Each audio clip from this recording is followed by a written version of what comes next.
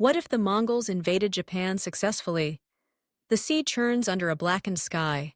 Thunder rolls like the beat of war drums, and from the mist emerge hundreds of ships, sails taut with wind, filled with warriors who conquered from the sands of Persia to the steppes of Russia. On the distant shore, Japan waits, samurai sharpening their blades, priests praying to the gods, and common folk whispering that only the storms themselves can save them. Twice in history, the Mongol Empire came for Japan, and twice the divine wind, the kamikaze typhoon, scattered their fleets. But what if those winds never came? What if the Mongols landed and Japan fell beneath the hoofbeats of the steppe? The 13th century was an age of conquest and terror, of sudden storms that could sweep away kingdoms overnight. From the endless grasslands of Mongolia rose a power the world had never seen before, the empire of the great Khans, forged in fire and blood by Genghis Khan and carried forward by his descendants. The Mongol Empire stretched across continents. It bound together peoples as different as the Russians, Persians, Arabs, Chinese, and Koreans, forcing them under one relentless banner. Its reach was so vast that messengers galloped for weeks before leaving its territory, and its armies struck faster than any enemy could prepare. In the West, entire cities like Baghdad and Kiev had fallen in ruin, their populations massacred or enslaved, their proud traditions reduced to ashes. To the east, the Song dynasty of China was crumbling under the weight of Mongol assaults, its cities battered by siege engines that hurled thunder and fire. By the 1270s, the empire was ruled by Kublai Khan, grandson of Genghis, a man whose ambitions were as boundless as the horizon itself. Unlike his grandfather, Kublai was not content merely to raid and conquer. He envisioned himself as the rightful ruler of the world, the son of heaven, destined to bring all nations into his orbit. From his court in Khanbalik, the city that would one day become Beijing, he looked outward with hunger. Korea had already been subdued, its kings reduced to vassals. Much of northern and central China now bowed before him. His empire was no longer just a tide of horsemen. It had become a complex multi-ethnic machine of conquest, one that fused Mongol cavalry with Chinese siege engineers, Persian administrators, and Central Asian merchants. It was a juggernaut of both destruction and governance. Across the sea, however, lay an island realm that remained stubbornly beyond his grasp. Japan, mysterious, rugged, and fiercely proud. At this time, it was not ruled by a single emperor wielding absolute power, but by the Kamakura shogunate, a military government led by the shogun and his regents. Behind the emperor in Kyoto, whose authority was more spiritual than political, stood the samurai class, warriors hardened by centuries of clan warfare, bound by ties of loyalty and honor. They were not yet the fully romanticized figures of later centuries, but even then they carried a reputation for fearlessness, for fighting to the death rather than surrender. The Mongols saw them as potential vassals, another frontier to be brought into the fold. Kublai Khan, looking across the waters, saw an island that had once sent tribute to China in ancient times. To him, Japan's refusal to recognize his supremacy was an insult. In 1268, he sent his first envoys, bearing letters that demanded submission. The Khan styled himself the master of the seas, the lord of all under heaven, and he expected the Japanese court to kneel. But the envoys were met with silence. Again he sent ambassadors, and again no tribute came. When the Japanese finally responded, it was with steel. Some of Kublai's envoys were executed, their heads removed in an unmistakable act of defiance. To the Mongols, this was more than rebellion. It was a challenge to their very legitimacy, and Kublai Khan was not a man who forgave insults. Thus began the preparations for invasion. From the ports of Korea, shipwrights were ordered to construct vast fleets, vessels capable of carrying tens of thousands of men across the stormy waters. Warriors from the steppe, archers famed for their deadly precision, were joined by Chinese conscripts, Korean sailors, and engineers who brought with them catapults designed to hurl explosive projectiles. It would not be a raid, but a full-scale assault, an attempt to hammer Japan into submission and bind it to the empire of the Khans. In Japan, rumors spread like wildfire. Monks preached prayers for divine protection, peasants whispered of impending doom, and the samurai sharpened their swords, waiting for the enemy they knew must come. And so the stage was set. The world's most powerful empire had turned its gaze across the sea, and Japan, proud and defiant, braced itself for the storm. Neither side could know that the outcome of this clash would echo through centuries, shaping legends of divine winds and national destiny. But at this moment, in the twilight of the 13th century, the tension was unbearable, as if the entire region stood in the eye of a storm about to break. The year was 1274, and the Sea of Japan churned with ships the likes of which the island nation had never seen. For months, reports had filtered in of Mongol preparations on the Korean peninsula. Villages spoke of trees felled by the thousands, of shipyards hammering day and night, of soldiers and sailors pressed into service under the banner of the Great Khan. Now the rumors became reality. An armada of nearly 900 vessels set sail, carrying a force of perhaps 30,000 men, Mongol cavalrymen, Chinese infantry, Korean sailors, siege engineers, and conscripts from every corner of Kublai Khan's vast empire. It was a force designed not only to overwhelm but to terrify, a living demonstration of the empire's reach. When the fleet emerged from the morning mist off the island of Tsushima, the Japanese defenders were taken aback. The garrison was small, a few hundred samurai and local soldiers, but they met the invaders with desperate courage. The Mongols, however, fought in ways the Japanese had never seen. They advanced in disciplined ranks, pounding drums that echoed across the beaches, unleashing storms of arrows that fell not in single combat, but in volleys designed to break formations. They brought with them catapults that hurled thunder crash bombs, primitive explosives that burst with fire and deafening noise. To the samurai, accustomed to ritualized duels and single combat, this was war on an industrial scale. Their valor could not match the relentless discipline of an empire that had destroyed kingdoms far larger than theirs. By the end of the day, Tsushima was burning, its defenders cut down almost to the last man. From there, the Mongols pressed onward, seizing the islands of Iki and Shiga with similar ferocity. Villages were burned, captives slaughtered, survivors enslaved. Terror swept across Kyushu, the southernmost of Japan's main islands. When the Mongol fleet reached Hakata Bay near present-day Fukuoka, they faced a hastily assembled Japanese force, samurai who had rushed from across the region to defend their homeland. The battle that followed was unlike anything Japan had ever known. Samurai charged fearlessly, seeking to close with the enemy in single combat, but the Mongols refused such traditions. They advanced as a wall of shields, spears thrusting forward in unison, archers loosing deadly rain from behind. The clash of cultures was brutal, Japanese valor meeting Mongol efficiency, yet the invaders found that Japan was not so easily broken. Though outnumbered, the samurai fought with ferocity, adapting to the enemy's tactics, using the terrain to launch sudden strikes, and resisting at every turn. For hours, Hakata Bay became a maelstrom of arrows, swords, and screams. The Mongols gained ground, but the Japanese refused to collapse. As night fell, the invaders pulled back to their ships, planning to renew the assault at dawn. It was then that nature intervened. As the fleet anchored offshore, a sudden storm swept across the bay. Winds howled, waves rose, and ships collided in the darkness. Korean-built transports splintered against rocks, Chinese junks were driven onto the shore, men drowned by the hundreds. By morning, the Great Armada was shattered. Perhaps half the force was lost, either to the sea or to Japanese counterattacks on the stranded survivors. The survivors retreated, limping back to Korea, their mission unfulfilled.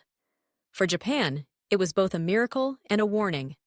The nation had faced annihilation and survived, but only by fortune of weather. The samurai hailed the storm as divine intervention, a wind sent by the gods to protect their land. This kamikaze, the divine wind, would become legend. For Kublai Khan, however, it was an intolerable failure. He had tasted defeat, something the Mongols rarely admitted, and the insult still burned. He would return, and next time, he vowed, the gods themselves would not be enough to save Japan. The air across East Asia grew thick with tension. Japan rebuilt its defenses, erecting stone walls along Hakata Bay to repel any future landing. Monks prayed with greater fervor, warning that the Empire of the Steppes was far from finished. Meanwhile, in his capital, Kublai Khan seethed, ordering new ships, new troops, and new plans for conquest. The first invasion had been only a prelude.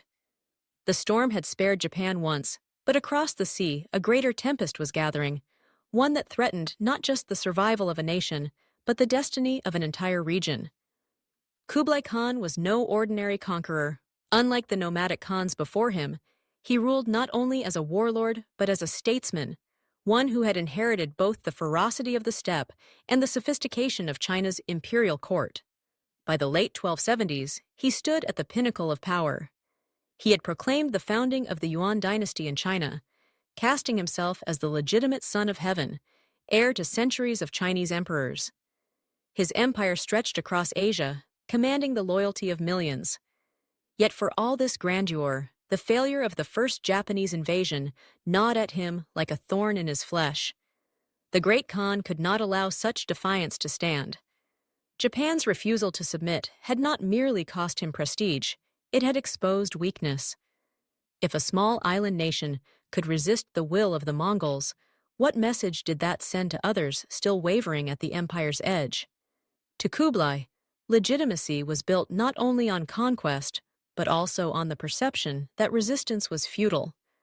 A second invasion was not simply vengeance, it was a necessity. Thus began one of the largest preparations for war in medieval history. In Korea and China, entire regions were mobilized. Shipwrights worked without pause, constructing vessels on a scale never before attempted. Farmers and peasants were conscripted to haul timber, iron, and grain. Engineers oversaw the building of catapults, scaling ladders, and the fearsome thunder crash bombs that had terrified the Japanese in 1274. Chroniclers of the Yuan dynasty speak of an armada numbering thousands of ships, carrying over 100,000 men, Mongols, Chinese, Koreans, and Central Asians pressed into the Great Khan's service. Whether these figures were exaggerated or not, the scope of the effort was unprecedented. This was not a raid, it was a campaign of annihilation. In Japan, word of these preparations spread like a shadow across the land. The Kamakura shogunate understood that another invasion was inevitable, and this time the storm might not come to their rescue. Desperate measures were taken. Along Hakata Bay, stone walls were raised, solid barriers to prevent the Mongols from landing their cavalry and infantry directly on the beaches. Local militias were drilled, supplies were stockpiled, and temples resounded with prayers for protection. The samurai, proud yet anxious, sharpened their blades once more, ready to defend not just their homes, but their very way of life. Kublai's generals debated strategy. Should they strike first at Kyushu again, overwhelming the southern defenses before marching inland? Or should they attempt a pincer movement, with one fleet sailing from Korea and another from southern China, trapping Japan in a vise of iron and flame? In the end, the Khan chose both. He ordered a massive two-pronged assault, one fleet to depart from Korea, another from newly conquered regions of China, converging upon Japan with irresistible force. It was a plan that displayed both his ambition and his confidence, but ambition has its costs. The empire was vast, yet resources were not infinite. The Song dynasty in southern China was still resisting, draining men and treasure. Korea had been bled dry by endless demands for ships and soldiers. Even the Mongol princes grumbled, questioning whether Japan was worth the effort. Kublai, however, would not be denied. The Khan had staked his honor on this campaign, and failure a second time would be unthinkable. By 1281, the invasion force was ready. Chroniclers speak of an armada so great that the horizon seemed to vanish beneath sails and masts. The Japanese called it the Eastern Sea Expedition, but to them it must have felt like an apocalypse drawing near. Across the waters, the men of the empire gathered their courage, bound together by the will of the Khan. And so, the pieces were set upon the board once more. Two fleets, tens of thousands of men, and the destiny of nations converging in a storm of steel and fire. The Japanese prayed for the gods to intervene again, while the Mongols placed their faith in numbers, discipline, and the will of their ruler. History, as we know it, tells us that once again the storms came, that a second typhoon shattered Kublai's armada, scattering ships and drowning men, sparing Japan from conquest. It is this miracle of survival that gave rise to the legend of the divine wind. But what if the winds had not come? What if Kublai's great armada had held together, had landed in full force upon Japanese soil, and had unleashed the might of the Mongol Empire upon the samurai and their shogunate? The year is 1281. Off the coast of Kyushu, the greatest fleet the medieval world has ever seen surges across the waves. From Korea and from the ports of southern China, two armadas converge upon Japan, their sails blotting out the horizon, their decks packed with soldiers drawn from every corner of the empire. Mongol horsemen, Chinese conscripts, Korean sailors, Persian engineers, and Central Asian auxiliaries, all bound together by the will of the great Khan. On board, drums thunder, gongs echo, and banners ripple in the salt-heavy wind. In our history, a typhoon rose to smash this force apart. But imagine a different sky. No dark clouds gathering, no roaring wind to scatter the ships.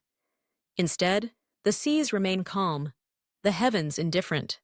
The fleets arrive intact, thousands of vessels dropping anchor off Hakata Bay, their numbers so overwhelming that the Japanese defenders can only gape in disbelief. The divine wind never comes. The Mongols waste no time. Siege engineers assemble their catapults on shore, lobbing thunder crash bombs over the Japanese walls. Explosions rip through stone and timber, shaking the defenders who had believed their fortifications would hold. Behind the engineers advance disciplined ranks of soldiers, shield to shield, spears thrusting forward in brutal unison.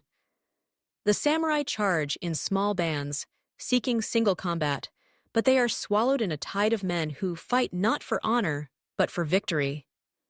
Arrows rain in coordinated volleys, cutting down horse and rider alike. Hakata Bay, fortified for years, now becomes the stage of slaughter. Day by day, the Mongols grind forward. Their commanders deploy fire arrows, siege ladders, and even crude gunpowder devices, terrifying weapons that the Japanese have never witnessed. Villages behind the front line are put to the torch, their populations enslaved or executed. The psychological shock is immense. For the first time in living memory, the warriors of Japan are not merely defending against other clans, but against an empire that wages war like a storm, impersonal, organized, and unrelenting.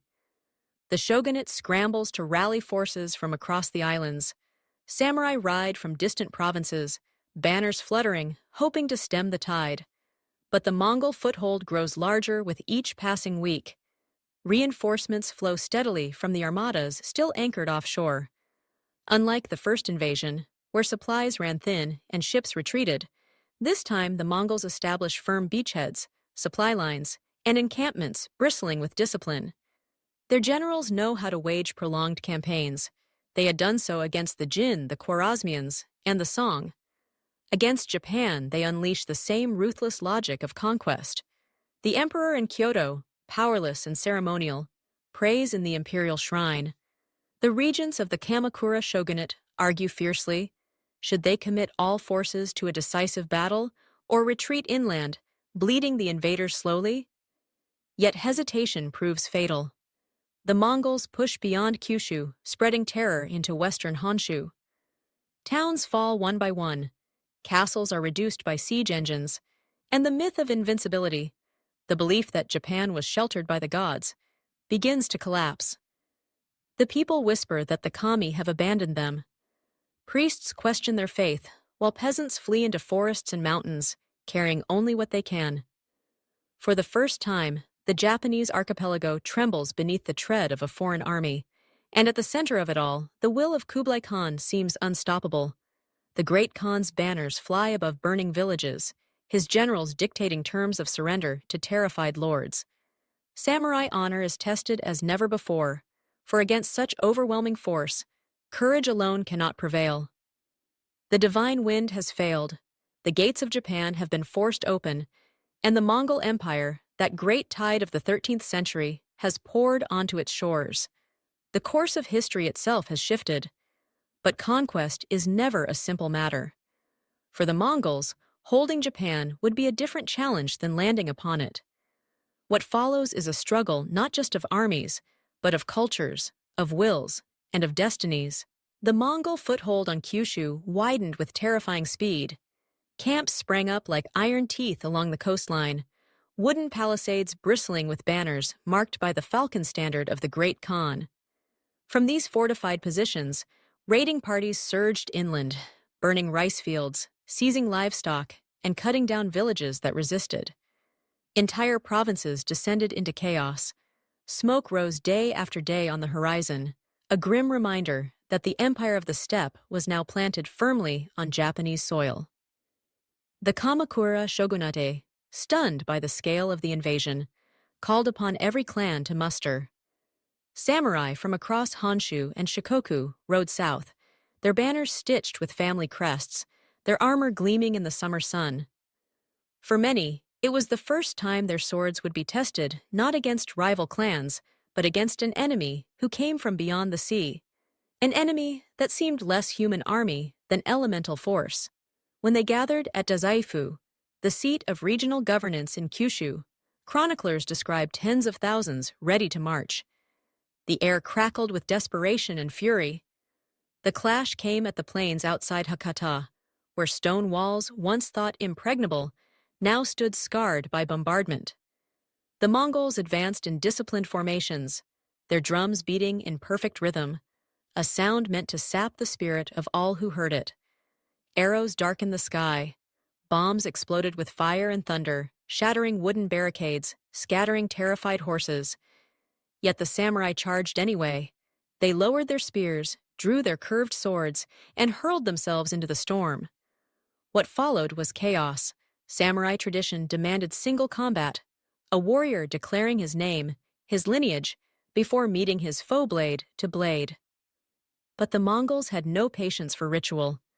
Their archers fired in volleys, cutting down challengers before they could even reach the front lines.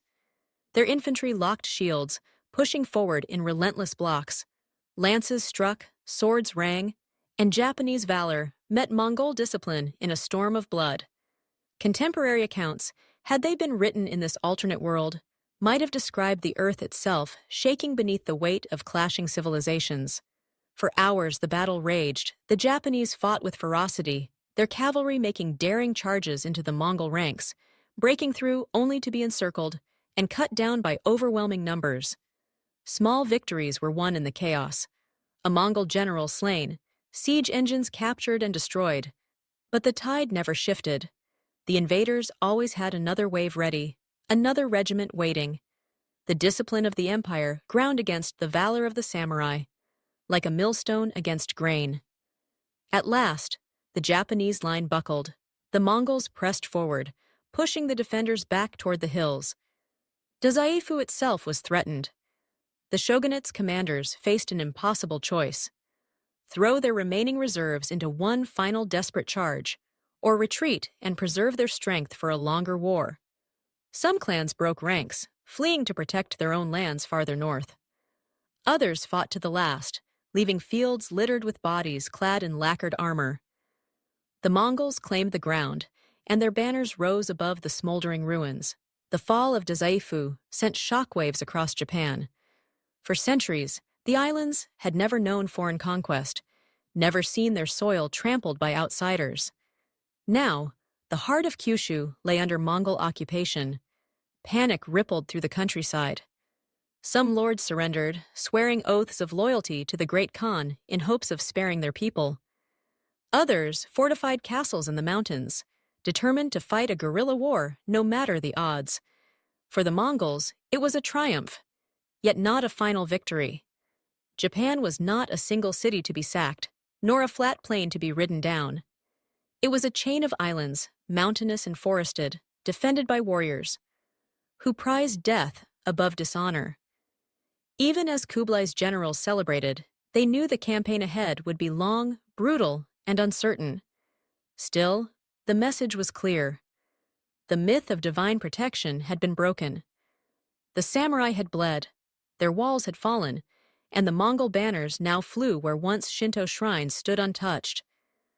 But conquest is not only measured by battles. What mattered now was whether the Great Khan's empire could hold what it had taken. Could foreign administrators rule over a land so fiercely independent, and could an island of warriors be tamed by a power from across the sea? The Mongols had taken Kyushu, their banners planted over the smoldering ruins of towns and fortresses. Yet conquest in Japan was proving far more complex than in the fields of China or the deserts of Persia. Here the land itself resisted. Mountains reared like walls, rivers carved deep valleys, and forests swallowed whole armies. The Mongols could seize plains and ports, but beyond them lay an endless maze of terrain where samurai and peasants alike could strike and vanish. From the very first weeks of occupation, resistance stirred. Samurai who had survived the slaughter at Hakata regrouped in hidden valleys. Small bands launched night raids on Mongol camps, setting fire to supplies and ambushing patrols. Peasants, armed with little more than farm tools, joined the fight, striking supply caravans before disappearing into forests they knew better than any invader. The Mongols retaliated with ferocity. Villages suspected of harboring rebels were burned. Entire communities were uprooted, their inhabitants enslaved or executed. Yet the flames of rebellion only spread wider. Kublai Khan's generals tried to impose order. They established garrisons along the coast and fortified Dazaifu as their headquarters. Korean sailors ensured the supply lines remained open, while Chinese administrators attempted to register land and extract tribute. To the empire, Japan was to become another province, folded into the great machinery of UN authority. But this was no passive territory. Every edict was met with defiance. Every tax collector risked an arrow from the shadows. Meanwhile, the Kamakura shogunate refused to surrender. From their stronghold in eastern Honshu, the regents rallied what forces remained, sending envoys to distant provinces to summon reinforcements. Samurai clans argued bitterly, some tempted to make peace with the invaders, others vowing to fight to the death. But in the end, the specter of Mongol domination forced them into uneasy unity. For the first time, rival clans considered that survival might depend not on fighting one another, but on fighting together. The Mongols pressed inland, but progress was slow. Their cavalry, the terror of Eurasia, found itself hamstrung by Japan's rugged terrain. Horses stumbled on steep mountain paths. Dense forests blocked charges. Ambushes struck columns from above ravines, and arrows rained down from hidden fortifications. The discipline of the empire clashed with the stubborn ferocity of local defenders, and every step forward was paid in blood. Yet the Mongols adapted. They built roads through valleys, cleared forests to deny cover, and deployed Chinese siege engines to crack open mountain castles. Entire samurai lineages were extinguished as fortresses fell one by one. Cities burned, temples looted, their treasures carried back to the Mongol camps. The psychological toll was immense. Shrines once thought inviolable lay desecrated, statues of kami gods smashed under foreign boots. The illusion that Japan was divinely shielded had shattered beyond repair. Still, the resistance did not die. If anything, it grew more desperate. Tales spread of samurai who fought to the last man atop burning castles, of monks who took up arms, chanting prayers as they charged into Mongol lines, of women who chose death over capture. These stories fueled a new kind of myth. If the gods would not save Japan, then its people must become gods themselves in the fury of battle. The campaign dragged on into the second year. Supplies stretched thin despite the empire's fleets. Typhoons struck the coasts, not enough to destroy the armada outright, but enough to scatter convoys and drown ships. Disease broke out in the crowded garrisons, killing Mongol and Chinese troops alike. The empire had taken its prize, but holding it threatened to bleed even the Great Khan's resources dry. And yet, Kublai Khan remained resolute. To him, Japan was not just an island. It was a statement. It was proof that no corner of the world lay beyond his grasp. To abandon the conquest would be to admit weakness. Thus, reinforcements continued to arrive. More ships, more men, more supplies. The empire dug in, determined to make Japan kneel. But beneath the surface, something profound was changing. The longer the struggle dragged on, the more the Japanese people began to see themselves not as scattered clans, but as one nation bound by the necessity of survival.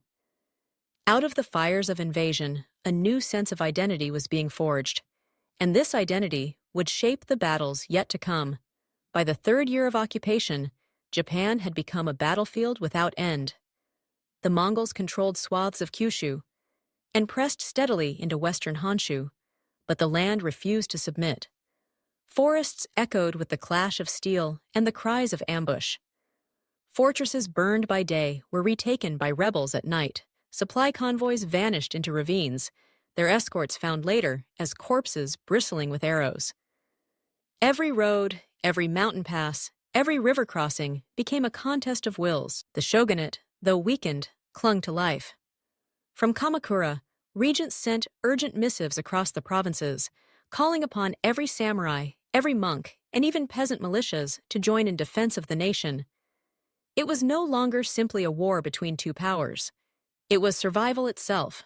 Farmers who once bent their backs in rice fields now carried spears. Women armed themselves with naginata, standing guard over villages. Priests declared that even if the gods had withheld the divine wind, the people must become the storm. The Mongols answered with fury. Reinforcements from China swelled their armies. Siege engines battered castle after castle. Catapults hurled firepots that set entire districts ablaze. Cities such as Kokura and Higo were reduced to smoldering ruins. The invaders imposed harsh rule. Hostages were taken from noble families, villages punished collectively for acts of rebellion, taxes levied to feed the occupying forces. The terror was calculated, a lesson to break resistance. Yet terror had the opposite effect.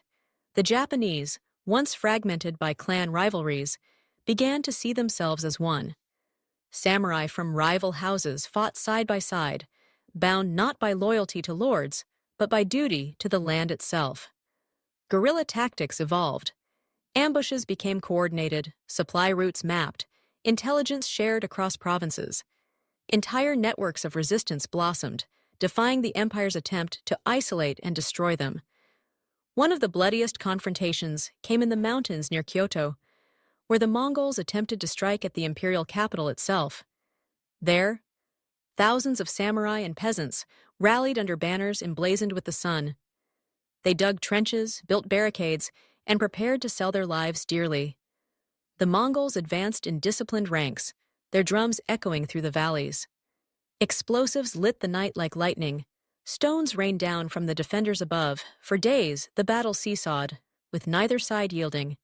In the end, the Mongols forced their way through, but at a cost so heavy that victory felt like defeat. The capital was spared, not by divine wind this time, but by the blood of those who refused to kneel. In Mongol camps, discontent simmered. Soldiers grumbled about endless fighting in a land that yielded little plunder. Disease and hunger stalked the ranks. Korean sailors resented the constant strain of supply runs across treacherous seas. Even Chinese conscripts, dragged into service for a distant emperor, whispered of desertion. To maintain discipline, Mongol generals resorted to brutal measures: executions for cowards, lashings for deserters. The army remained formidable, but cracks were beginning to show. Kublai Khan, hearing reports from across the sea, demanded perseverance. Japan was to be broken, no matter the cost, but every reinforcement he sent drained the empire elsewhere. The struggle against the remaining Song dynasty in China faltered. Revolts flared on the steppes. The resources of the empire, though vast, were not infinite. Japan was becoming a wound that bled the great Khan slowly but relentlessly. For the Japanese, however, the war was forging something new. The longer they resisted, the more the idea of a unified nation took root. Samurai who once fought only for clan honor now began to fight for Nihon itself, the land, the people, the future. This transformation gave their resistance a power the Mongols had not anticipated, the birth of a national identity sharpened in the crucible of fire and steel. And so, as the fourth year dawned, Japan stood at the edge of annihilation, yet also rebirth. The Mongol Empire loomed over it like a shadow, but within that shadow, sparks of defiance burned ever brighter. The question was no longer whether Japan could survive a battle, but whether it could survive an occupation, and whether the empire itself could withstand the endless grind of a land that refused to be tamed. By the fifth year of war, the Mongol banners still fluttered over Kyushu and parts of western Honshu, but the empire's grip was weakening. What began as a triumphant landing had turned into a quagmire. The Mongol army, though unmatched in discipline and resources, found itself drained by a land that bled it day after day. Japan was not a vast plain to be ridden across. It was a labyrinth of mountains, rivers, and forests, where every path hid an ambush and every village masked rebellion. Back in Khanbalik, Kublai Khan's court wrestled with the mounting costs. Grain shipments meant for Chinese cities were diverted to feed the Japanese campaign. Tax burdens on Korea deepened resentment, sparking riots in port towns. Even in Mongolia proper, whispers spread that the Khan had lost touch with the steppe, pouring treasure into a war across the sea while neglecting the heartland. The empire was still immense, but cracks were spreading like ice under pressure. In Japan, the resistance hardened. Castles that fell were retaken, sometimes within weeks, by bands of warriors striking from the forests. The Mongols tried to hold territory through garrisons, but each one became an island besieged by hostile countryside. Supply convoys stretched thin along treacherous coasts, where Japanese boats darted from hidden coves to attack. Disease gnawed at the occupiers, and morale sagged. The dream of swift conquest had dissolved into endless attrition. Politically, the invasion transformed the Japanese order. The Kamakura shogunate, once preoccupied with clan rivalries and power struggles, found new legitimacy as the symbol of resistance. The regents framed themselves as guardians of the nation, rallying loyalty not just to their office, but to the idea of Japan itself. Even the emperor in Kyoto, long reduced to ceremonial power, became a figurehead of spiritual endurance, his court performing rituals to inspire the people. For the first time, disparate elements of Japanese society, warriors, peasants, priests, nobles, began to imagine themselves as part of a single whole. The Mongols recognized this shift. Brutality, once their weapon of choice, now threatened to backfire. Executions bred martyrs, burned villages, birthed legends of defiance. Kublai's generals debated alternatives. Should they install puppet rulers among cooperative Japanese lords, divide the islands through promises of power? Some argued for diplomacy, others for terror without mercy. But consensus never came. Every delay, every argument gave the resistance time to grow. The wider empire suffered for it. In southern China, the Song dynasty clung stubbornly to survival, exploiting the diversion of Mongol forces to stage counterattacks. In the west, the Golden Horde quarreled with Kublai's authority. Across the empire, princes muttered that the Khan had overreached. And indeed he had.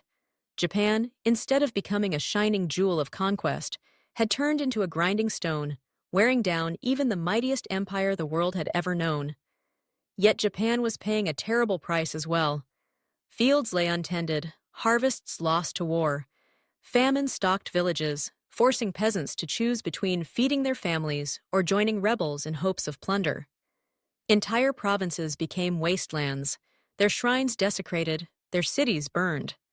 Samurai honor was recast not in polished duels, but in desperate guerrilla strikes, where survival mattered more than ceremony. The land endured, but scarred deeply. Still, within the crucible of suffering, something unbreakable was forming. A shared memory of struggle, a national identity carved in blood and ash was taking root. Stories of resistance spread, sung by wandering monks, told by mothers to children huddled in the dark. Legends of warriors who stood against impossible odds became fuel for a new kind of spirit. The longer the occupation dragged on, the less it seemed a story of Mongol conquest, and the more it became a story of Japanese rebirth. The balance of power now teetered dangerously. If the Mongols pressed harder, they might yet crush the shogunate and force submission. But if Japan endured just a little longer, the cracks in Kublai Khan's empire might widen into fractures that no army could mend. And so, the fate of both Japan and the empire hung in the balance, a knife's edge, gleaming in the firelight of war, waiting for the next decisive blow. The struggle for Japan reached its breaking point in the early 1290s. After nearly a decade of war, the Mongol Empire had poured treasure and lives into the islands, yet the conquest remained incomplete. Kyushu and parts of western Honshu were under their control, but the heartlands of Japan still resisted, and every attempt to march on Kamakura or Kyoto ended in disaster. The empire, stretched across 2 continents, was unraveling under the strain. In Khanbalik, Kublai Khan faced mounting crises. His fleets had been battered not by divine winds this time, but by attrition and exhaustion. Rebellions in Korea flared, draining troops needed at the front. The Song dynasty, though cornered, resisted fiercely, forcing Kublai to divide his attention. Worse still, rival branches of the Mongol royal family whispered rebellion, sensing weakness in the Great Khan's obsession with Japan. For an emperor who had once seemed unstoppable, the cracks were now unmistakable. On the islands themselves, the resistance refused to die. By now, Japanese warfare had evolved. Samurai had abandoned the rigid traditions of single combat, learning instead to fight in coordinated bands, striking swiftly and retreating before the Mongol machine could react. Peasant militias fought with improvised weapons, blending into the forests and hills where cavalry could not follow. Even women took up arms in defense of their homes, turning every household into a fortress. The invaders might hold the coastal cities, but the countryside belonged to Japan. As the decade wore on, Mongol garrisons became isolated outposts, surrounded by hostility. Supply lines grew perilous, threatened by storms and raids at sea. Disease stalked the crowded camps, and morale plummeted. Soldiers conscripted from China and Korea deserted in growing numbers, disappearing into the wilderness or surrendering to local lords. The once mighty army began to wither, not from a single decisive defeat, but from the slow, grinding erosion of a land that refused to submit. In 1294, Kublai Khan died. His passing sent shockwaves through the empire, sparking succession struggles among his heirs. Japan, already bleeding the empire dry, suddenly became a liability few of the new rulers wished to maintain. Withdrawals began quietly, fleets recalled to secure China and the steppes. Garrisons abandoned outposts, retreating to coastal strongholds, and eventually, many simply sailed away. The empire that had once thundered across the world now limped from the islands it could never truly conquer. For Japan, the scars were immense. Entire provinces lay desolate, their fields barren, their villages reduced to ash. Yet from this devastation emerged something powerful. The shared memory of resistance against the greatest empire the world had ever seen forged a new sense of unity. The samurai class, once fragmented by clan wars, now carried the mantle of national guardians. The shogunate, bloodied but unbroken, emerged with renewed authority. Even the emperor's spiritual role gained new reverence as the people sought symbols to make sense of their survival. The cultural impact was equally profound. Legends of defiance against the Mongols were woven into tales and rituals, passed down through generations. Songs told of women who defended their villages, of peasants who rose against armored horsemen, of warriors who sacrificed themselves for the land. These stories seeded a collective identity that would echo for centuries. Japan as a nation destined to resist foreign domination, no matter the odds. Beyond Japan, the consequences rippled outward. The Mongol Empire, weakened by its feudal struggle, never again attempted such a massive seaborne invasion. Its resources drained, its prestige tarnished, it entered a slow decline, fractured by internal rivalries and rebellions. Meanwhile, Japan, though scarred, entered a new era of consolidation. What had been a fragmented archipelago was now bound by the memory of shared struggle. History as we know it tells us that the Mongols failed twice, repelled by storms before they could take hold. But in this alternate world, they succeeded at first, only to be undone not by divine winds, but by the indomitable will of a people who refused to kneel. And in that crucible, both conqueror and conquered were transformed forever. The Mongol invasion of Japan, successful in its landings, yet doomed in its occupation, left behind a world altered beyond recognition. In this alternate history, the legend of the divine wind never took root.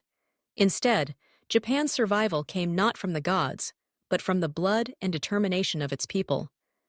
The tale of resistance was no longer framed as miraculous deliverance, but as human endurance, a national identity forged through suffering and sacrifice. Imagine what that legacy would mean. Generations later, samurai would not speak of storms sent by heaven, but of ancestors who fought like storms themselves. The creed of Bushido, the way of the warrior, might evolve more quickly, shaped by the memory of facing a relentless empire and holding the line. Honor would be redefined not as ritualized duels, but as the stubborn refusal to yield to foreign power. The very idea of Japan as a unified nation, standing against outsiders, would be strengthened centuries before it emerged in our real history. And what of the Mongols? For Kublai Khan's empire, the Japanese campaign became the turning point of decline. Victories on the battlefield could not erase the reality of a war that drained treasure, men, and prestige. The Song dynasty in China would likely endure longer, exploiting Mongol weakness. The empire's vast networks of power, already strained, might fracture more quickly as rival Khanate asserted independence. The dream of universal dominion, of a single empire stretching from the Pacific to the Black Sea, would crumble under the weight of a few islands that refused to kneel. Culturally, the shock of occupation would alter Japan's trajectory. Exposure to Mongol, Chinese, and even Persian technologies might accelerate certain developments: siegecraft, gunpowder weapons, maritime skills. But these would arrive not as peaceful exchange, but as the scars of conquest. A Japan that had survived such trauma might emerge harder, more insular, more determined to guard its shores from ever again falling to foreign armies. Centuries later, when European explorers arrived, they would encounter a nation already steeped in the legend of defying the greatest conquerors the world had ever known. Would such a Japan embrace trade, or slam its gates shut even more fiercely? The echoes of this alternate history stretch farther still. Without the divine wind myth, Japanese spirituality and politics might evolve differently. Shinto might emphasize human courage over divine intervention. The emperor's role, symbolic yet fragile in our history, could gain renewed sacred power as the spiritual figure who endured foreign conquest.